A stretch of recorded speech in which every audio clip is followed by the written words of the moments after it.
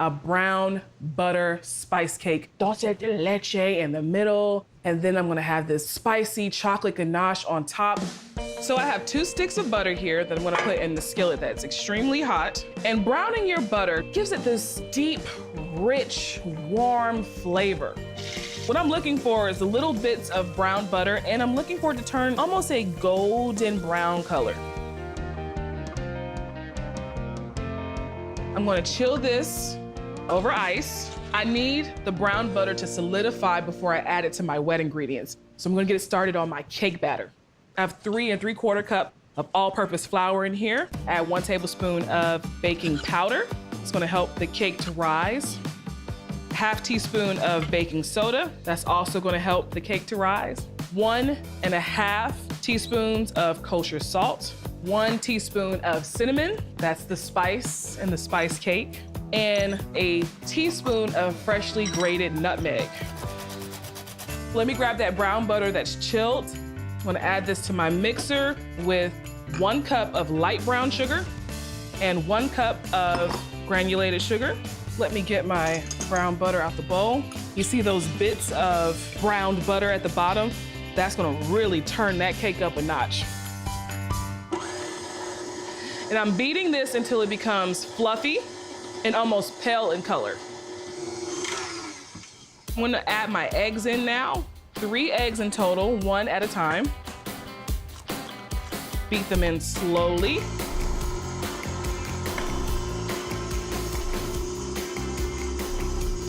Okay, I'm gonna stop this now and add in some sour cream. Sour cream helps to get your cake a little tender. 2 teaspoons or 2 cupfuls of vanilla extract. Okay, now I'm gonna alternate between 1.5 cups of room temp milk and the dry mixture. You just don't wanna dump it all in there at once because it alters the way your cake will bake, okay? I have 3 8-inch cake pans that I have put some butter and flour in. Divide the batter evenly between all 3 cake pans. See how fluffy that batter is? I'm using an offset spatula to smooth out my batter.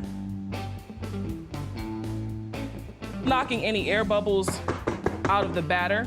You want to even bake, that's why you do that. I have the oven preheated to 350. I'm gonna bake it for about 25 minutes until I insert a toothpick in the center and it comes out clean.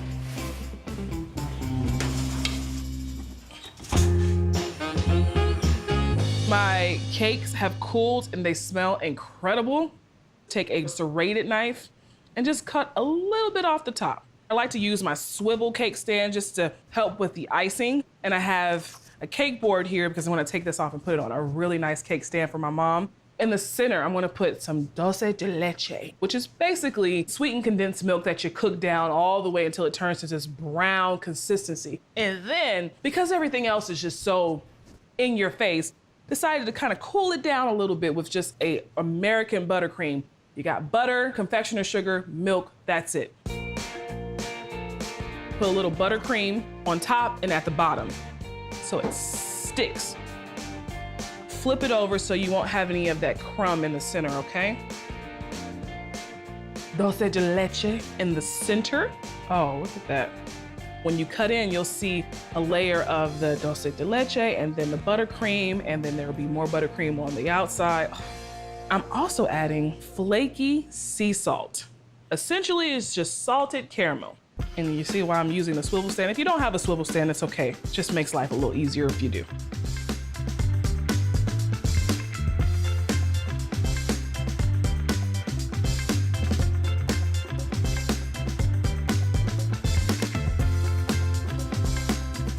Instead of doing a traditional frosting on the cake, I'm gonna do a naked cake. So instead of putting an extra coat on top of the crumb coat, you want the cake to peek through. That's why it's called naked, semi-dressed. I like to add a little bit of the dulce de leche to kind of give it a marbled effect. You see that? Finish off the top. I think my mom and Aunt TC are gonna love this cake. All right, I'm gonna let this chill in the fridge before I put the chocolate dripping on top. So I'm not making a typical ganache. I'm gonna kick it up a bit. Yeah. Make it a little spicy. Yes. Half a cup of heavy cream in here, half a teaspoon of cinnamon, quarter teaspoon of chili powder, and about a capful of vanilla extract. The warm spices in this ganache are gonna complement the warm spices in the cake. I have 4 ounces bittersweet chocolate. I'm just gonna pour the hot heavy cream in there, and that's gonna make the ganache. Just stir it around until that chocolate starts to melt. Look how quickly that melted. I'm gonna keep whisking this until it's cool enough to put on the cake. If I put it on the cake right now while it's extremely hot, it's just gonna fall down the sides. I want a slow and steady drip. It is there. All right. Now let me see how you drizzle that. I'm gonna slowly put it in the center. I'm gonna take my offset spatula right here and force some of that drip. Oh, that's beautiful.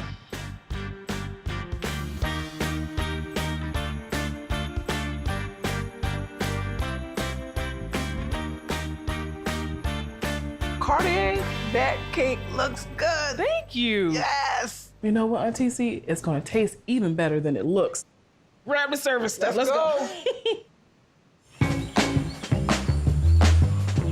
Oh, that's so pretty. Isn't it? I made a brown butter spice cake for you. The center has dulce de leche in the inside with flaky sea salt and a spiced chocolate ganache on top.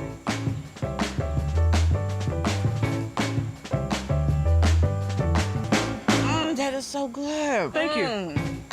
I am making a carrot halwa carrot cake. My grandmom would only in the winter time, she would make carrot halwa with red carrots. This was one of her prized desserts.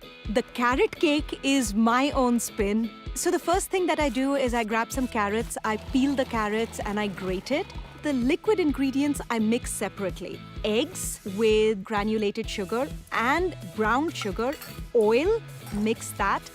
I mix all the dry ingredients together. I add some chai masala mixed to some flour, some baking powder, some salt. I put that in a stand mixer and add grated carrots to it, some pecans and dates, and mix it till it's a nice smooth batter.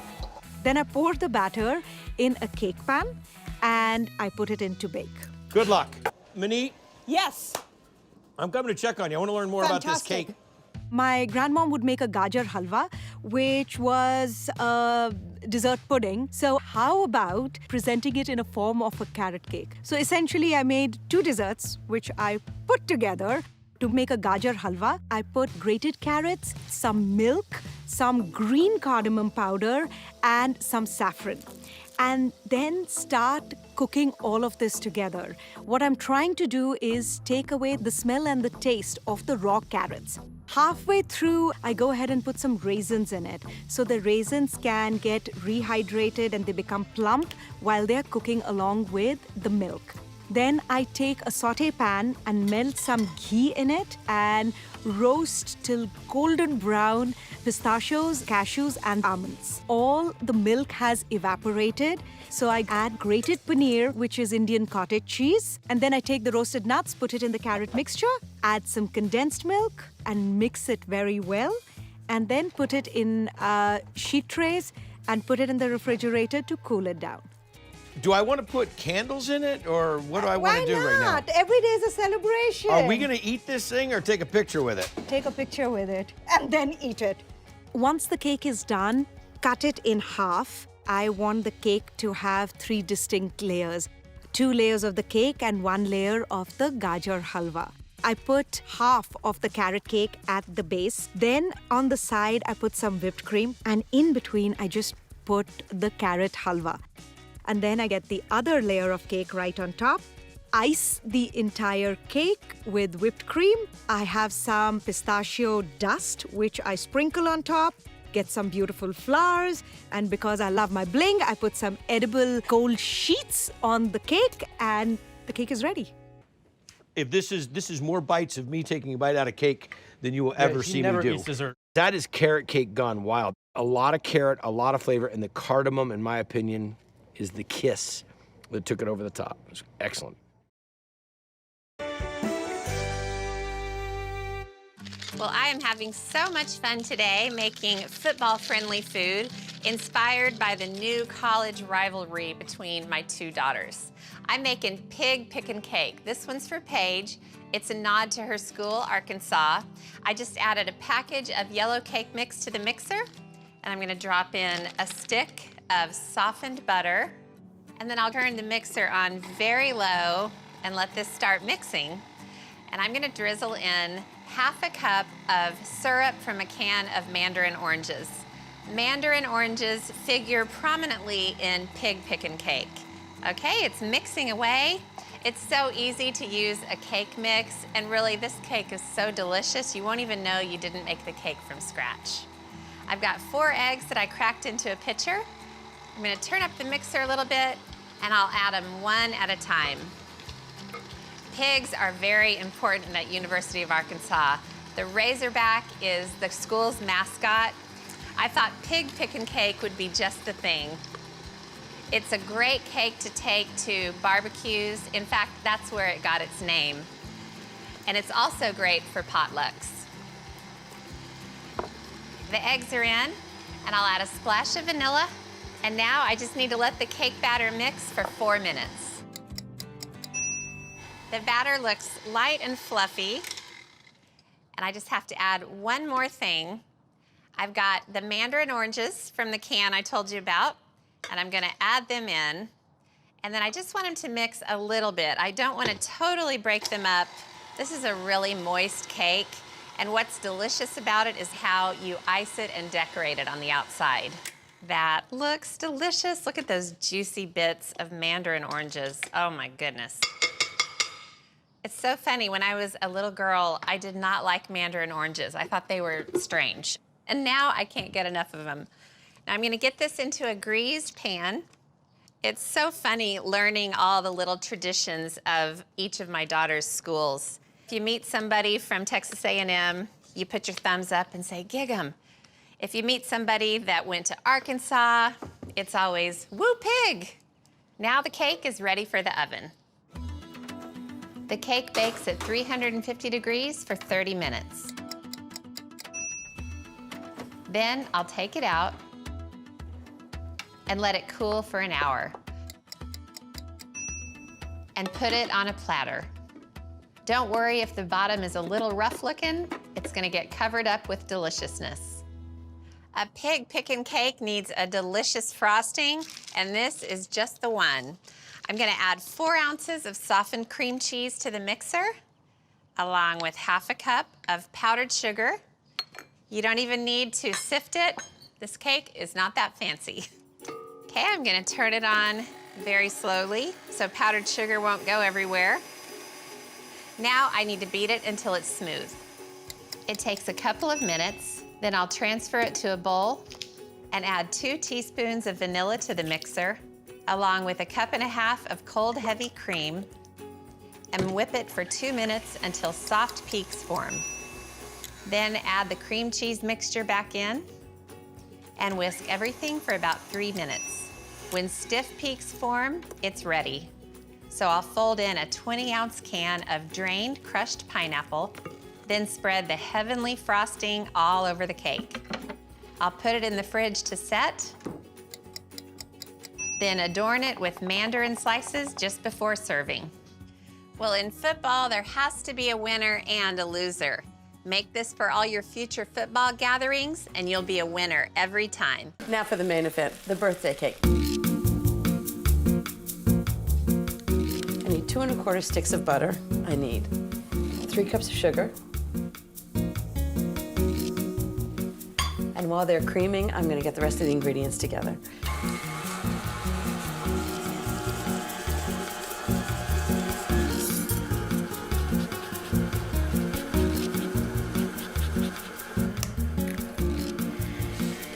Okay, the butter and sugar are really well creamed. They're light and fluffy. Gets really a light yellow color. I'm just gonna scrape down the bowl to make sure it's not sticking to the bottom. Okay. And then with the mixer on low, I'm gonna add the eggs one at a time. Just make sure they get really well incorporated.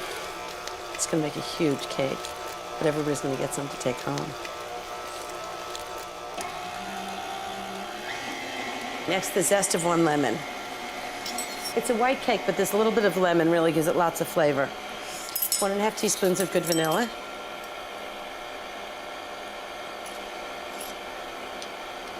And 1 cup of sour cream. This is what keeps it really moist. It's an 8-ounce container.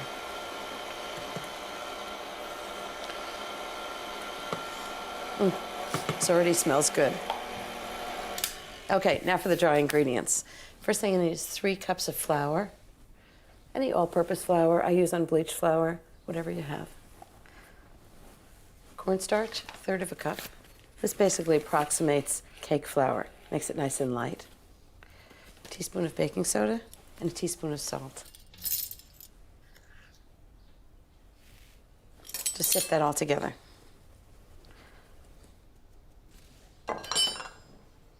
Okay, on very low speed, I'm just gonna add the dry ingredients to the wet ones and mix it just until it's blended.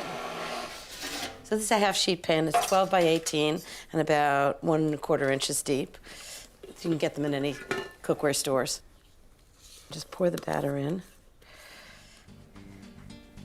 And you won't believe the decorations I found for them. Nice and smooth. Into the oven, 25 to 30 minutes, 350 degrees, and it's gonna be a knockout cake.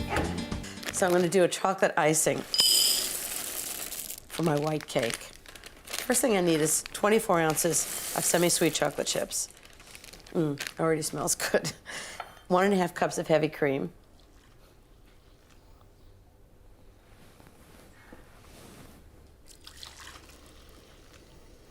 And just let the chocolate melt over double boiler, simmering water. But I don't want it to get too hot, because otherwise the chocolate will separate. Not pretty. I use chocolate chips, but if you want to use bars of chocolate, that's fine too. Just semi-sweet chocolate. And actually, the more you stir it, the shinier it gets. Makes a really nice frosting. Okay, so off the heat, I'm going to add 2 tablespoons of corn syrup. It actually keeps the frosting spreadable. 1½ teaspoons of vanilla.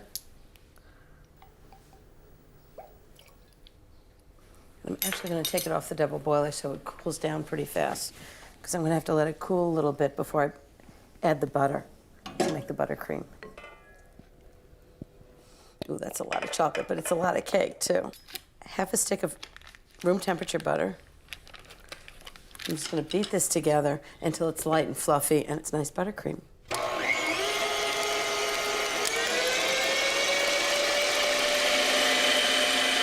Okay, that should do it.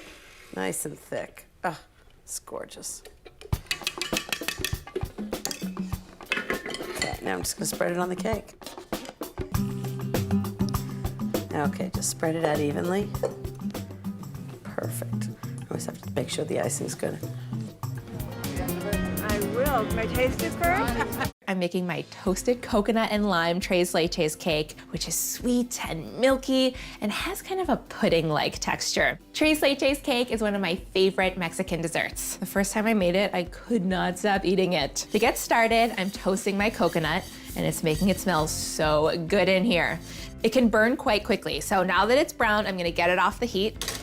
And now I'm gonna mix up my dry ingredients. I'll add 1½ cups of all-purpose flour, 1½ teaspoons of baking powder, 1 teaspoon of kosher salt, and 1/4 teaspoon of cinnamon will give it really nice warmth.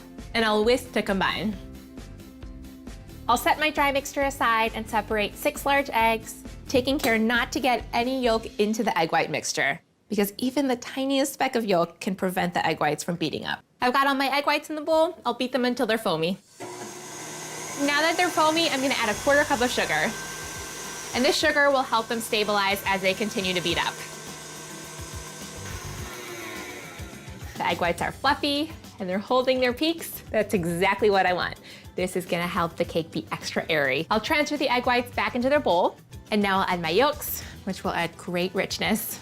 And I'll add 3/4 cup of sugar and beat these together until they're pale and fluffy. I'm gonna add 1 teaspoon of vanilla. And the vanilla complements all the other flavors in the cake. I'll add the zest of a lime. Lime and coconut together are a total party. I'll add half a cup of whole milk, and 1 cup of my toasted coconut will add next level toastiness and nuttiness. And then I can add my dry ingredients and mix until it's just combined. I don't want to overmix it. And now I want to incorporate my egg whites, but I don't want to deflate all of the air that I just beat into them. So I want to gently fold them into the yolk mixture. Batter's looking good, smelling the cinnamon. Let me grab my baking pan. I've got this super cute pan that's been greased. And the sides are pretty deep because there has to be room for the tres leches mixture. So I'll pour in my batter. I'll stick this in the oven at 350 degrees for about 18 to 20 minutes until a toothpick stuck into the center comes out clean.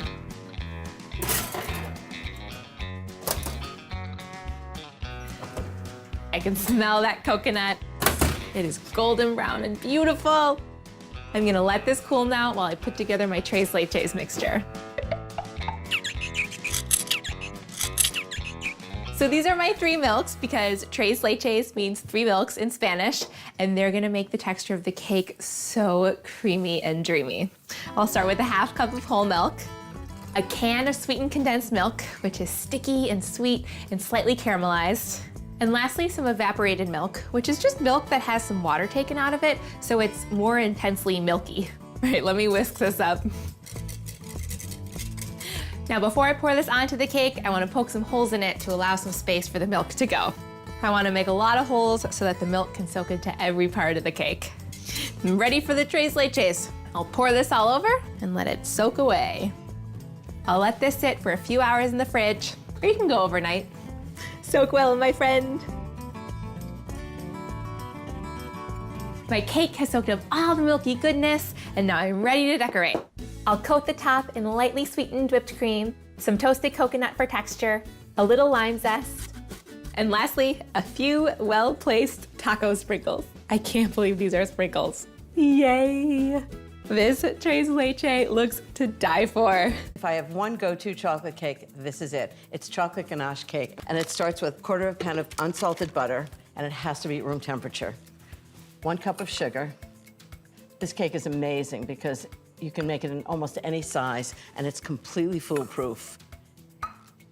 I'm just gonna cream these together until the butter's light and fluffy and the sugar is mixed in. So first what I've done is I've buttered an 8-inch round pan, and it's got a nice high 2-inch side. And then the question is, how do you get a square piece of parchment paper into a round pan? So take the piece of paper and do it in half, and then fold it in half again. Fold it in half again, just as many times as you can, just like that. And then you put the tip right where the middle of the pan is and cut off inside the pan like that. And if it's too big, you can just refold it and recut it. And now what I want to do is butter the paper and the pan and flour the whole thing. So I just use the paper the butter came out of. Easy as can be. A little bit of flour. And just flour the whole pan, the sides and everything. Just make sure you get the whole thing. The butter and sugar is perfectly mixed. It's kind of light and fluffy, and the butter is pale yellow. So now the next thing I want to add is 4 eggs. Just I'm going to do it on low speed. And I add 1 egg at a time, just until it's incorporated. The next ingredient in this cake is the secret ingredient, chocolate syrup. It's a whole 16-ounce can. I'm just going to pour it right in. Next is a tablespoon of vanilla. It's a lot of vanilla for an 8-inch cake, but it really makes it taste great.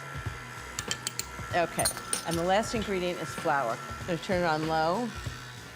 1 cup of all-purpose flour. And at this point, I don't want to overmix it, so I'm just gonna put it in slowly. If you dump it in, you'll end up with lumps, but if you put it in slowly with the mixer on low speed, you'll end up with a delicious cake every time. Just until it's mixed in. I love the smell of this. Okay, I think this is perfectly mixed. Okay, I want to make sure there are no lumps, no flour. Perfect. I'm just going to pour it right into the pan. This cake isn't going to rise very much, so don't worry about it filling the pan. It doesn't have any leavening in it. I'm gonna bake this cake 325 degrees for about 40 to 45 minutes, just until a cake tester comes out clean. And in the meantime, I've actually made not one, but 2 cakes. I bet you're wondering why. I'm gonna tell you in a second. And I've made chocolate ganache to pour all over the cakes. Look how gorgeous it is. It's so rich and wonderful. Let me tell you how I made it. I poured a cup of heavy cream into a bowl, set over a pan of simmering water.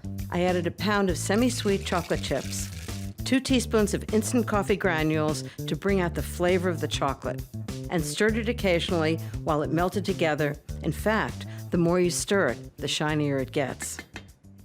Now you're gonna find out the reason why I made 2 cakes. Lottie Hoyk, who does social media with me, we did a video recently for Instagram of how to do a chevron pattern on a chocolate cake.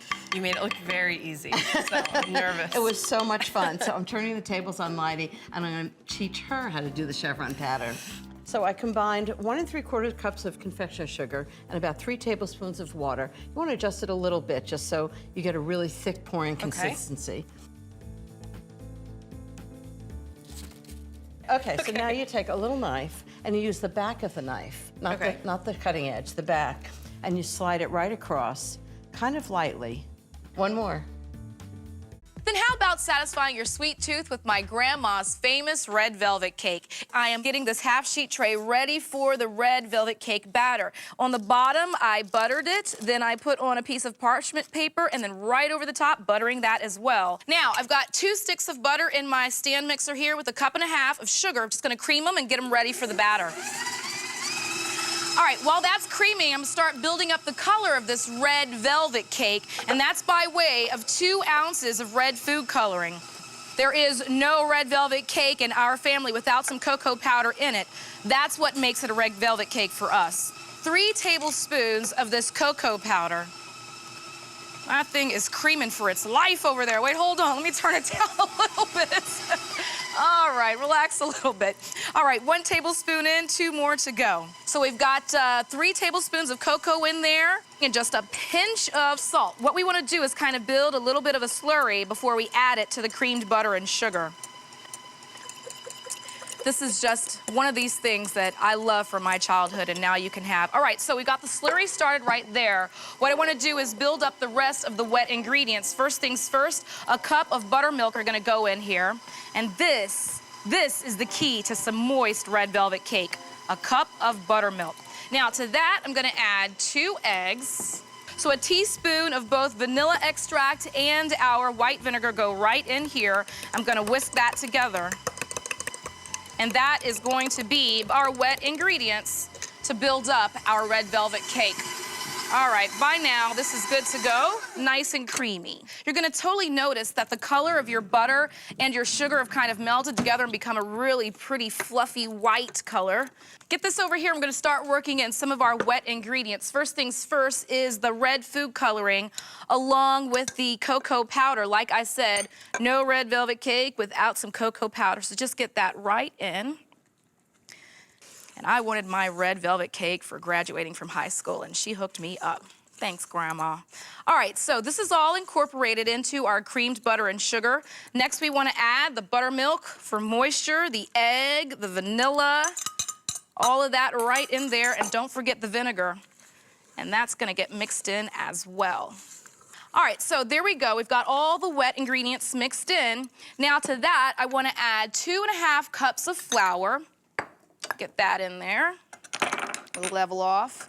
Also, the joys of making red velvet cake, red fingers.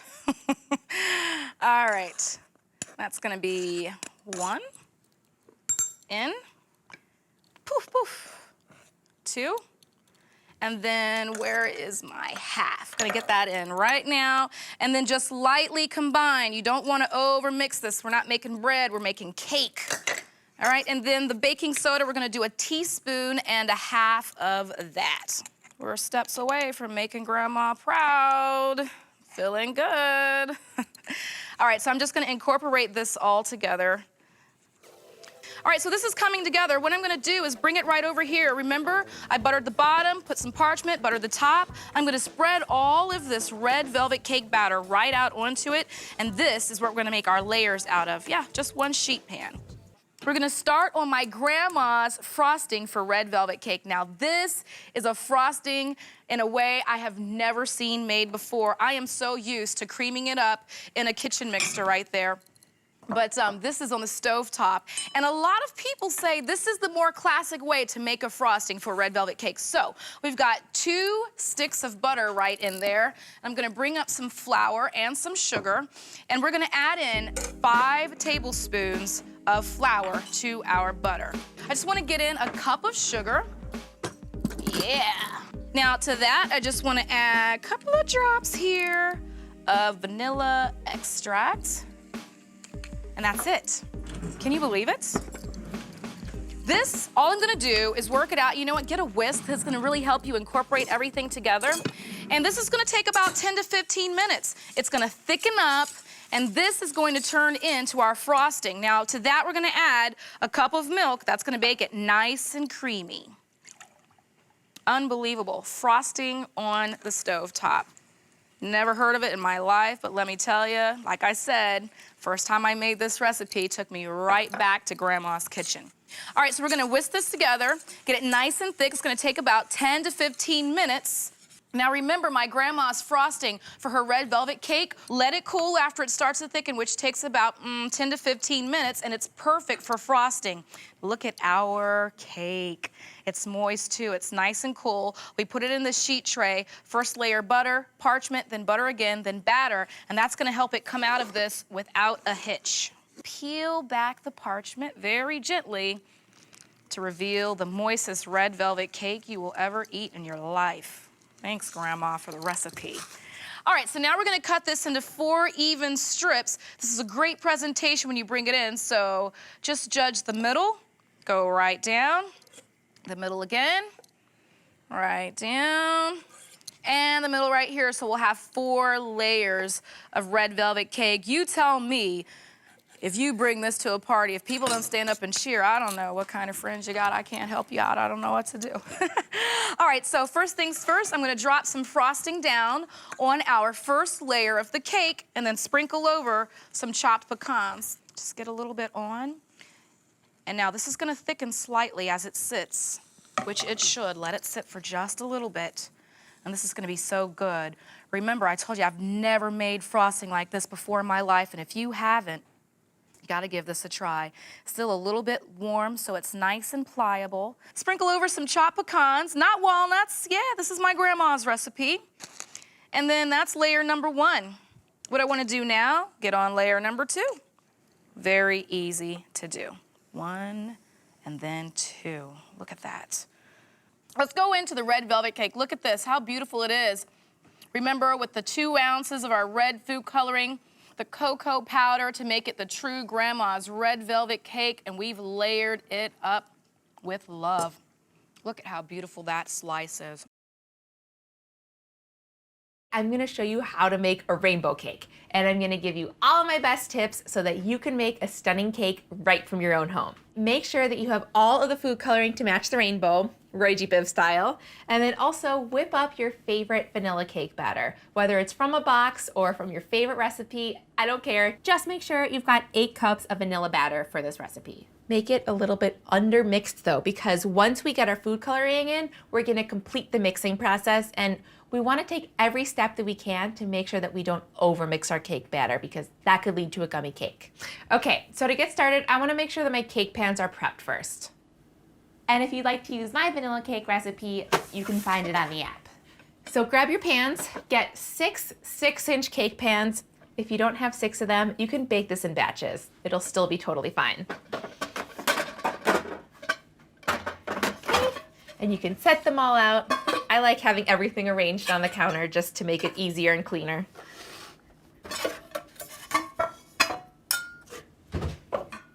And now grease all of your pans so that the cakes don't stick.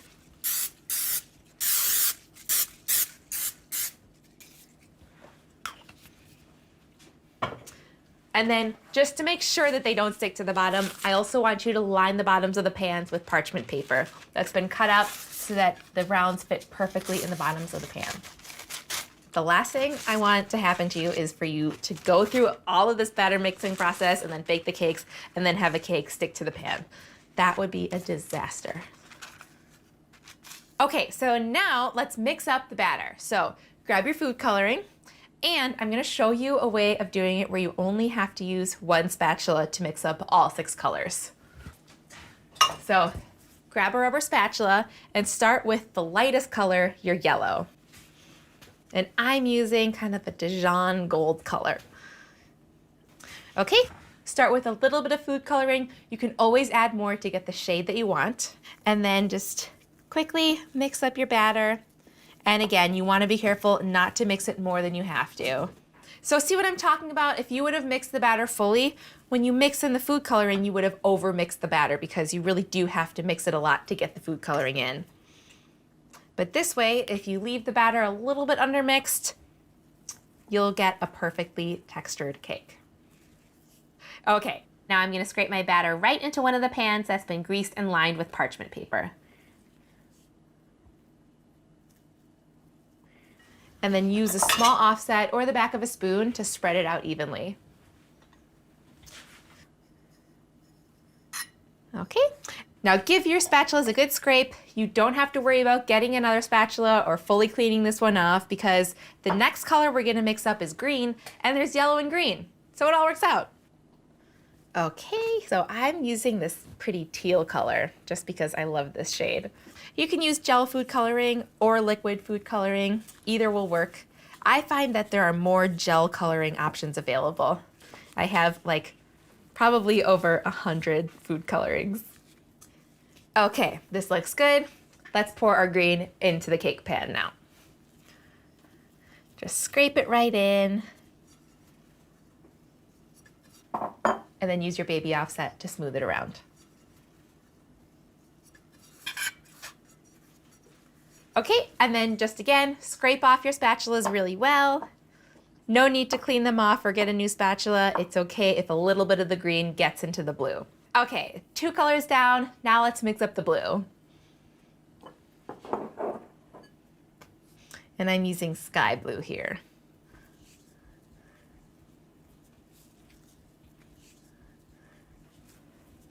Okay, I think I want my blue to be a little bit darker, so I'm gonna add more food coloring. I find that with gel food colorings, they take a little bit more than the liquid food colorings as far as saturation of color. This blue is looking great. It's ready for the cake pan.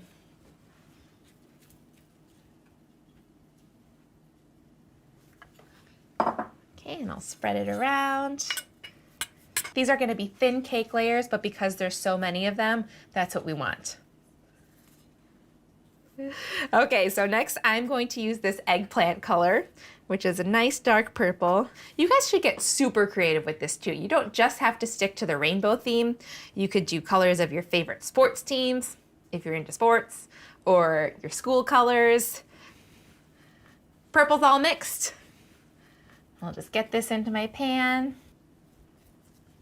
Oh, you could go like super 90s and make a tie-dye cake. And that's just when you don't mix all the food coloring in completely. Next, we're gonna mix up the red. I'm using a darker, almost maroon red. This would be a great homemade birthday cake, especially as a smash cake with like all the different colors around their faces.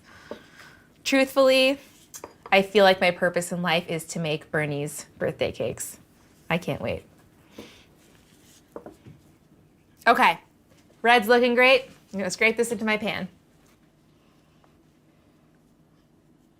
Beautiful.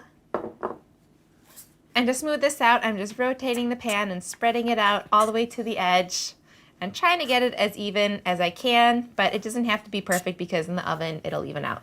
And now the last color we're gonna mix up is our orange. And I'm using a muted pumpkin-y tone.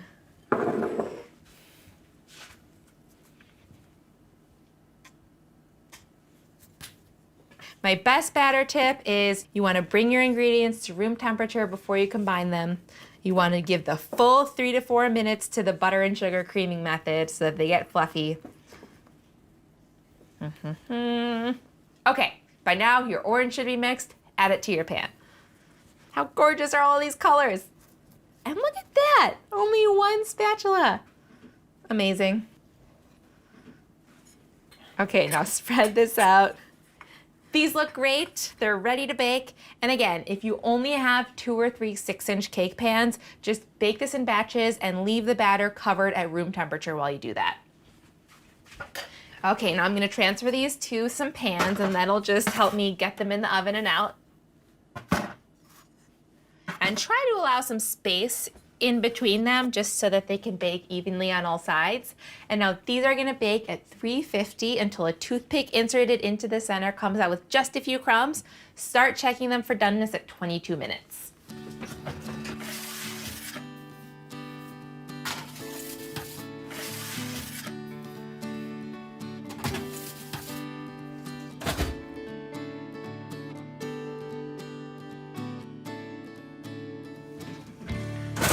These cakes look so colorful. I am so pleased with how they turned out.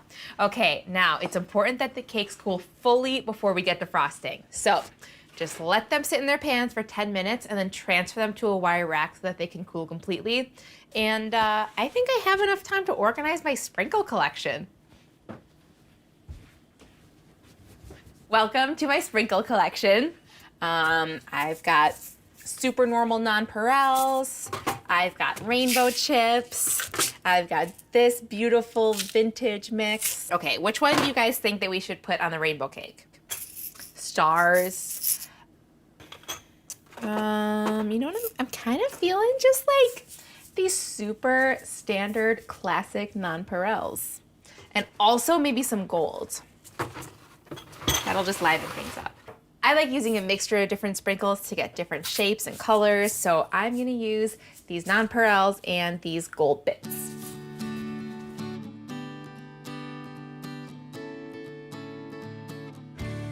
Okay, so now that your cakes are fully cooled, it's time to level them. So grab a bowl and also grab a long serrated knife. And by leveling, I just mean that we're gonna saw off the top because see how it's domed? We wanna level it out so that the cakes stack up evenly. Grab your serrated knife, and then you're just gonna gently saw off that dome, going straight across. And then you can rotate it a little bit to help it around. And then once you have the top off, just place it in your cake scrap bowl. Let's go on to the green. Again, place your non-dominant hand just gently on top of the cake horizontally, and then saw with your knife. And then you could rotate it gently, which will help the knife go through. And then once you saw it completely off, you can just lift it up. And then the scraps go in the snack bowl.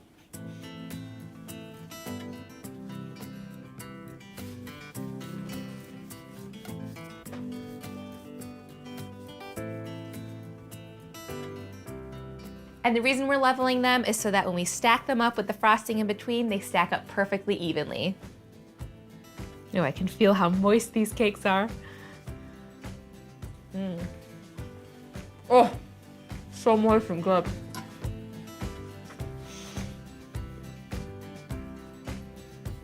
It definitely also helps here to use a very sharp serrated knife and one that's quite a bit longer than the diameter of the cakes themselves.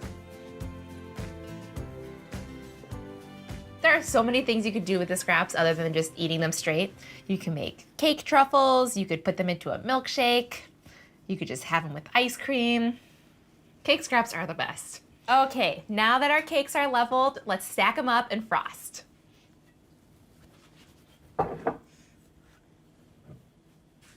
Okay, I've got my buttercream here, and I'm using one that I've added some strawberry jam to. I love that little bit of sourness that it adds. You can find this frosting recipe on the app too. And I've also got my rotating cake wheel.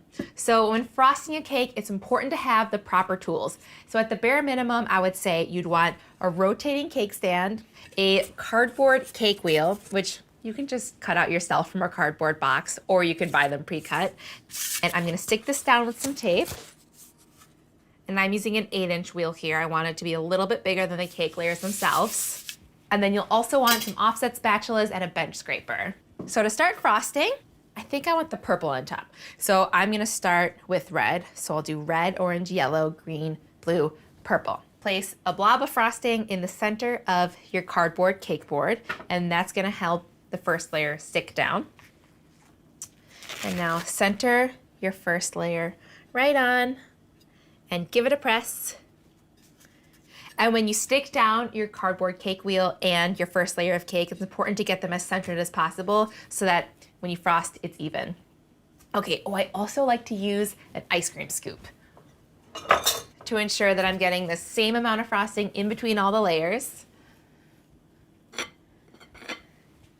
So I'm gonna add 2 plops of frosting right to the center.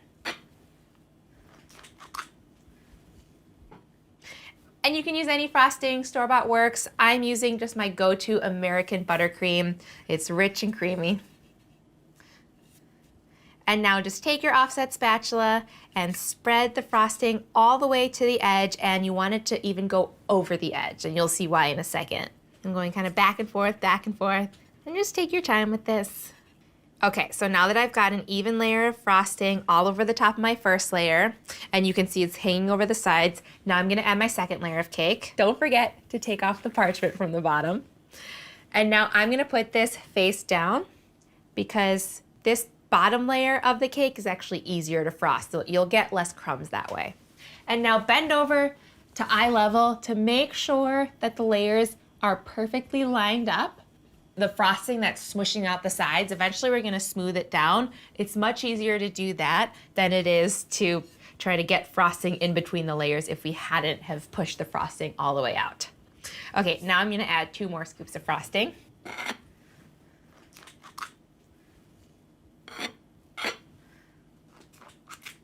So frosting cakes takes a lot of practice. I first learned when I was working at a bakery in town here, and I would just spend my entire shift frosting cakes. The thing is, practice makes perfect. You guys have this. And I'm using my other hand here just to rotate my cake wheel to help me out, to make sure that it's even all the way around. Okay, let me get the next layer on. And again, I'm putting it face down. And now another 2 scoops of frosting.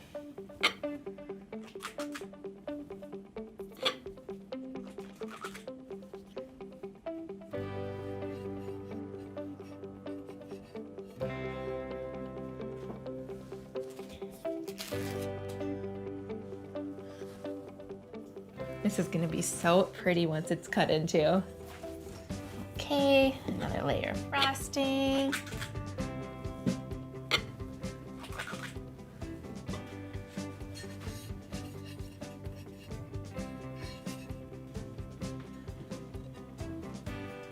Red, orange, yellow, green, blue.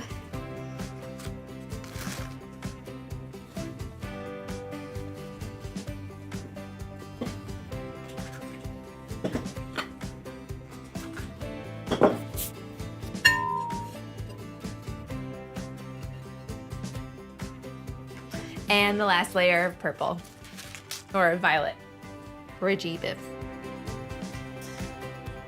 Look how pretty this is. Check this out.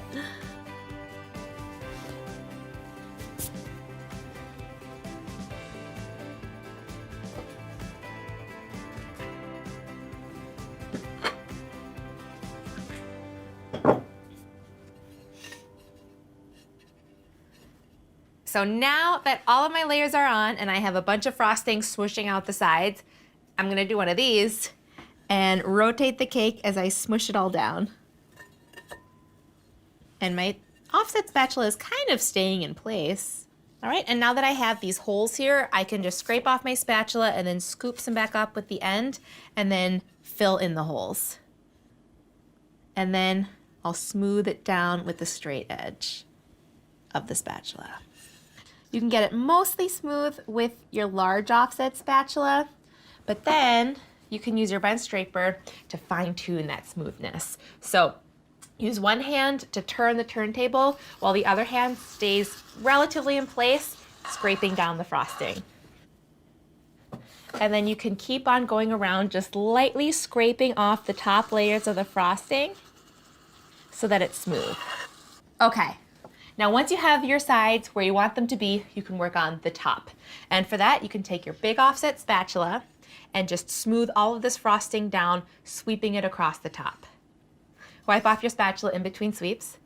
But I love to just take the time to smooth out the frosting and get it as smooth as I possibly can on top. Okay. How you doing? You looking good? All right, when your cake is smooth, it's time to decorate and go sprinkle crazy. Here I go.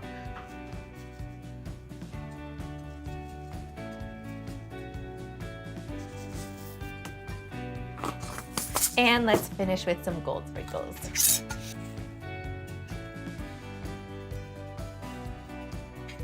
Okay, this rainbow cake is a showstopper, and wait until we cut into it. All right, so anytime you're serving a cake, you want to serve it at room temperature. The texture is going to be best that way. Let me grab a knife. And I'm going to wet my knife a little bit because it helps get cleaner cuts. Grab a plate. And now cut straight down. This is the scariest part. And with these tall cakes, it's especially important to make sure that the knife is going straight down and it's not tilted. We're doing great.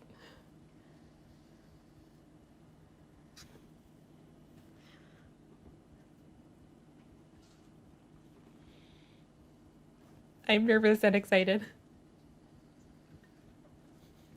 Cut all the way down and then slip the knife under the bottom. The moment of truth.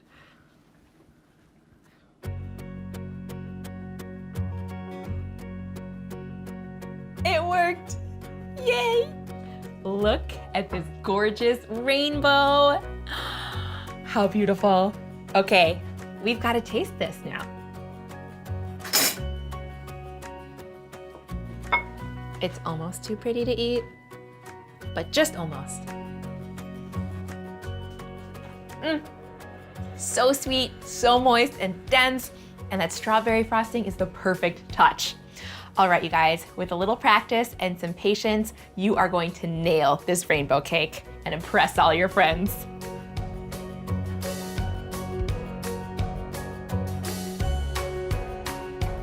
I love dump cakes. They're an old recipe, always a crowd pleaser, and the ingredients are so easy. Now I'm gonna make two varieties of dump cake. The first one is cherry pineapple. So that starts with a big can of cherry pie filling, nice and bright red and sweet.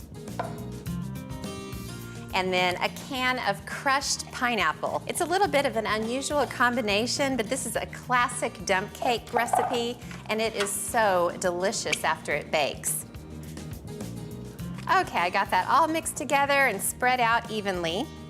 So now I grabbed cake mix, another essential component to a dump cake. That's what makes it so easy. This is a white cake mix, and I'll just sprinkle it all over the surface of the fruit. You can use absolutely any kind of cake mix you want. I've used the cherry pie filling before with chocolate cake mix. Oh boy, is that good. Okay, now I'll just get it all covered, make sure there's no fruit showing, and now I'll move forward with the second variety, which is even simpler than the first. I've got a big can of sliced peaches in syrup, and the whole thing goes into the pan. It looks like a lot of liquid, and it is, but the cake pretty much absorbs it all. Now, for the cake mix for this one, I'm using yellow cake mix. There's absolutely no rhyme or reason to what kind of cake mix you use with the fruit. It's just a matter of what you have in your pantry. It's pretty much 6 of one, half dozen of the other. It still winds up delicious. All right, I'll make sure it's totally covered. Okay, now I'll just spread the cake mix around. Now, the thing that makes all of this make sense, I cut 3 sticks of cold butter into pieces, and I just lay the pieces of butter all over the surface of the cake mix. This is an incredibly decadent cake. I don't know if you've noticed that by now. There is nothing redeeming about it. The name is hilarious, the ingredients are simple, and I'm proud every time I make one. The great thing about dump cakes is they are so rich that a little goes a long way. And since I'm feeding a crowd today, that's exactly what I'm looking for. Okay, got all the butter on. I think that's probably enough butter. So I'll just get these in the oven. They need to bake at 350 degrees for about 45 minutes to an hour until they're nice and hot and bubbly and golden.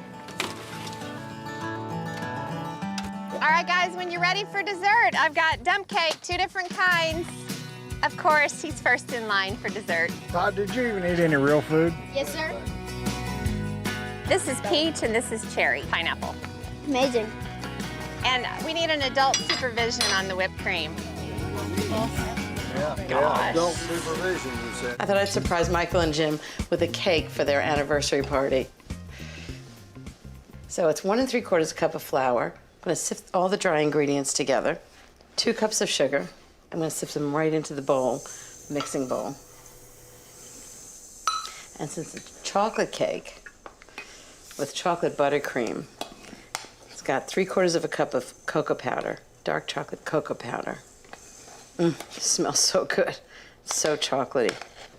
Okay, 1 teaspoon of baking powder, 2 teaspoons of baking soda, helps it rise. 1 teaspoon of salt. I'm just going to sift all these together. So the method of this cake is to sift all the dry ingredients together in a cloud of chocolate. And then I'm going to slowly mix the wet ingredients into it. Okay, that's the dry ingredients. I'm just going to mix them on the mixer until they're combined. Okay, now for the wet ingredients. The first thing is a cup of buttermilk. I always shake it because it does settle. Make sure it's well mixed. So I'm going to do it in a measuring cup. That'll be easier to pour into the cake batter. So I need 1 cup of buttermilk, 1/2 cup of vegetable oil, 2 eggs. Just beat the eggs a little bit. Right into the wet ingredients. I use extra large eggs.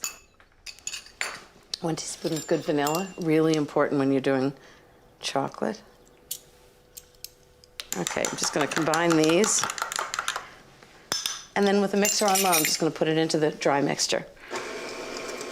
And then I have a secret ingredient. Or I should say Michael's grandmother had a secret ingredient.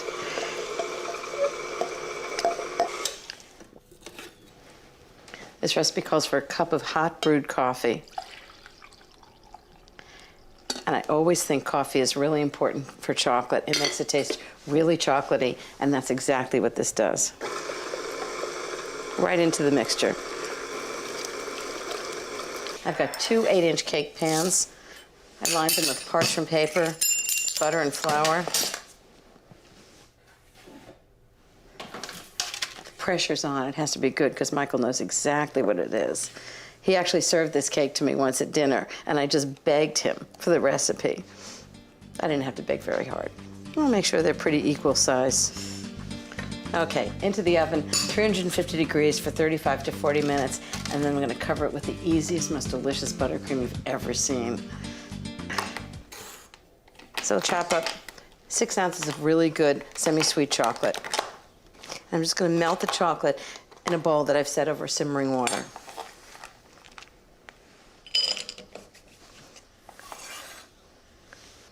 In the meantime, I'm going to start the rest of the buttercream. So I need 2 sticks of butter, 1/2 pound, at room temperature. I'm just going to beat that on medium speed. Okay, the next thing I need is 1 extra large egg yolk and a teaspoon of good vanilla extract. Okay, I think the chocolate's going to be ready by now. Let's see. Take this off the heat and just let the chocolate cool while I turn the cakes out. Just add it to the butter and vanilla. So I've got 2 teaspoons of hot water. I'm just going to put in a tablespoon of instant coffee powder, which is a very intense coffee. Just melt this together and pour it into the buttercream.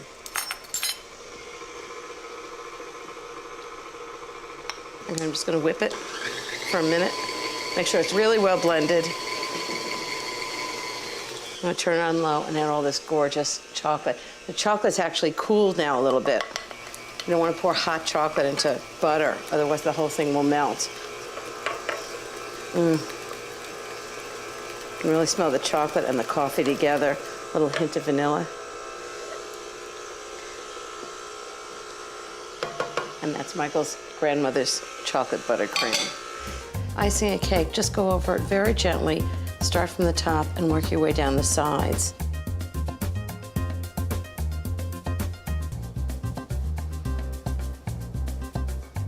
Okay, so now I've got buttercream on all sides of the cake. I'm just gonna go up and down the sides. And good news about an old-fashioned cake is it's supposed to be a little messy. And then I'm just gonna smooth the top, just sort of big swirls.